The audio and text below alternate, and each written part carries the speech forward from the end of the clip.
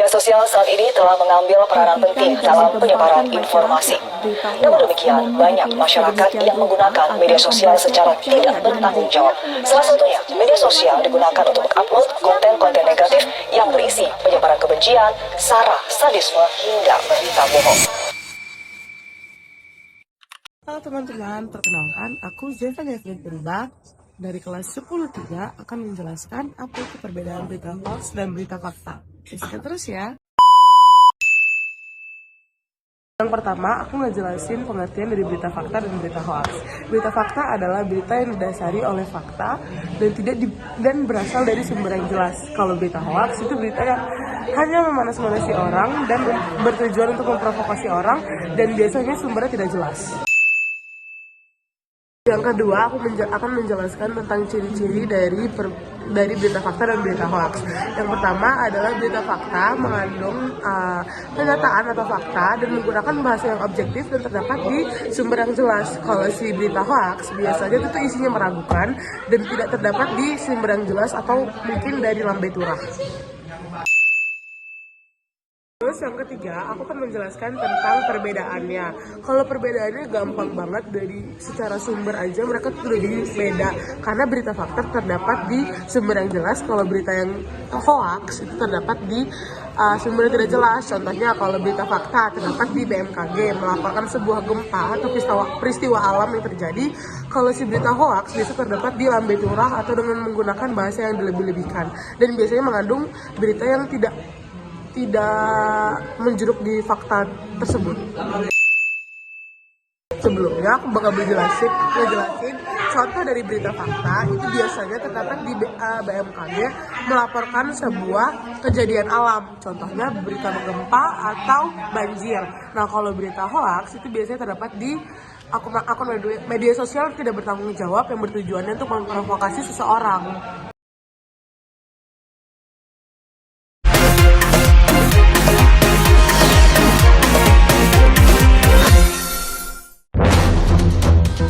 Jumlah pengguna media sosial menyumbang angka paling tinggi dalam penggunaan internet di dunia. Indonesia menempati urutan keempat negara dengan jumlah pengguna media sosial tertinggi di dunia. Tingginya angka pengguna media sosial seperti Facebook, Instagram, Twitter, hingga WhatsApp membuat proses validasi informasi semakin terabaikan. Namun hal tersebut menimbulkan dampak negatif masyarakat, yakni banyak beredar berita bohong atau hoax di masyarakat yang tersebar melalui media sosial. Seperti beberapa berita hoax berikut ini. Beredar unggahan video di media sosial yang memperlihatkan ribuan mahasiswa disemprot water cannon saat sedang melakukan aksi demonstrasi. Tertulis narasi, peristiwa tersebut terjadi saat demo menolak kenaikan harga bahan bakar minyak atau BBM di depan gedung DPR Jakarta pada 6 September lalu. Tersemat juga logo Kompas TV Live di sebelah pojok kanan video. Namun setelah dicek kebenarannya, video yang beredar adalah tidak benar atau hoax. Peristiwa dalam video terjadi saat demo mahasiswa menolak revisi Kitab Undang-Undang Hukum Pidana KUHP di depan gedung DPR pada tahun 2019 lalu. Demonstrasi tersebut disiarkan secara langsung oleh Kompas TV pada 24 September 2019. Pada deskripsi video tertulis, kepolisian mulai memukul mundur demonstran di depan gedung DPR RI menggunakan water cannon untuk memecah konsentrasi massa di depan gedung DPR RI. Pihak kepolisian pun telah menyiagakan pasukan di area dalam gedung DPR RI. Demonstran melempari pihak pengamanan dengan berbagai benda. Jadi video di media sosial yang memperlihatkan ribuan mahasiswa disemprot water cannon saat sedang melakukan demonstrasi 6 September lalu yang disiarkan oleh Kompas TV adalah tidak benar atau hoax.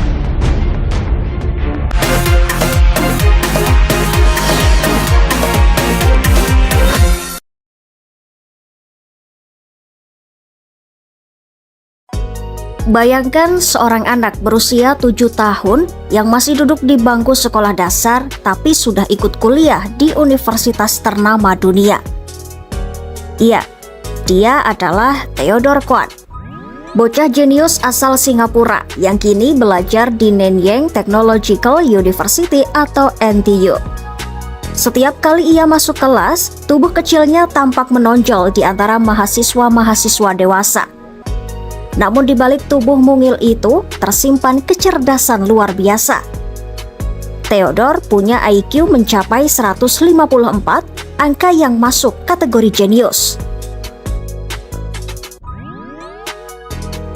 Sejak Agustus 2025, Theodore sudah menjadi mahasiswa tamu di NTU. Ia mengikuti kelas kimia dasar yang diajar oleh Dr. Sumot Polarkat. 3 kali seminggu, bocah ini datang ke kampus membawa tablet, catatan, dan botol air layaknya mahasiswa sungguhan. Walau belum resmi terdaftar sebagai mahasiswa NTU, Theodore diizinkan untuk ikut kuliah karena rasa ingin tahunya yang tinggi terhadap konsep kimia tingkat lanjut seperti teori orbital molekul, sesuatu yang bahkan sulit bagi mahasiswa S1. Selama kuliah, ia duduk bersama teman-temannya yang jauh lebih tua dan tetap fokus mendengarkan penjelasan dosen. Theodore sendiri tidak melewati tes masuk seperti mahasiswa pada umumnya. Ia datang murni untuk belajar.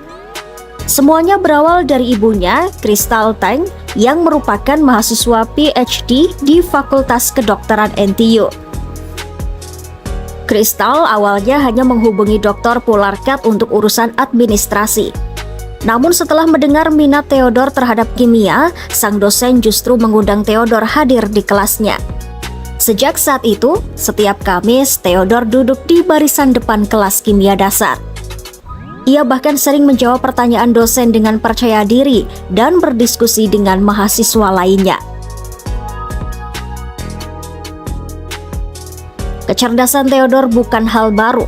Di usia 6 tahun 10 bulan, ia sudah lulus ujian International General Certificate of Secondary Education untuk mata pelajaran kimia dengan nilai A sempurna. Ia juga tercatat memiliki 5 rekor nasional Singapura, termasuk sebagai peserta termuda yang meraih nilai sempurna di Olimpiade Sains. Dengan IQ 154, ia masuk kategori sangat berbakat setara dengan beberapa tokoh jenius dunia. Pihak NTU menyambut baik kehadiran Theodore.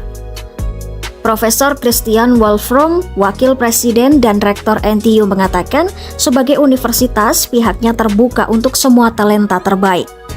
Theodore mungkin tidak terdaftar secara resmi, tapi pihak universitas senang melihat semangat belajarnya yang luar biasa. Ia juga menegaskan bahwa bakat tidak mengenal usia. Baik muncul sejak dini atau saat dewasa, semuanya patut dipupuk dan difasilitasi. Karena itulah, NTU memberi ruang bagi Theodore untuk belajar sesuai minat dan kemampuannya. Sebagai ibu sekaligus mahasiswa doktoral, Crystal Tang selalu mendampingi Theodore selama kuliah. Ia bercerita putranya selalu bersemangat setiap kali masuk kelas. Bagi Theodore, berada di NTU adalah mimpi yang jadi kenyataan. Sementara itu dosennya, Dr. Polarkat, juga senang memiliki Theodore di kelas. Ia menyebut, dengan menjadi tamu di kuliah kimia mahasiswa baru, Theodore bisa menggali lebih dalam minatnya terhadap ilmu kimia tanpa tekanan ujian. Kisah Theodore Kwan menunjukkan bahwa rasa ingin tahu tidak mengenal usia. Di usianya yang baru 7 tahun, ia sudah membuktikan bahwa semangat belajar bisa melampaui batas formal pendidikan.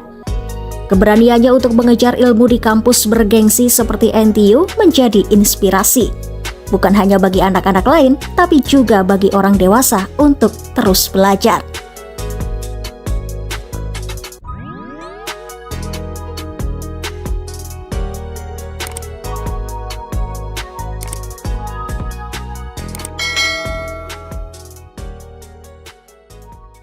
Sekian dari mini vlog aku hari ini. Terima kasih, dadah!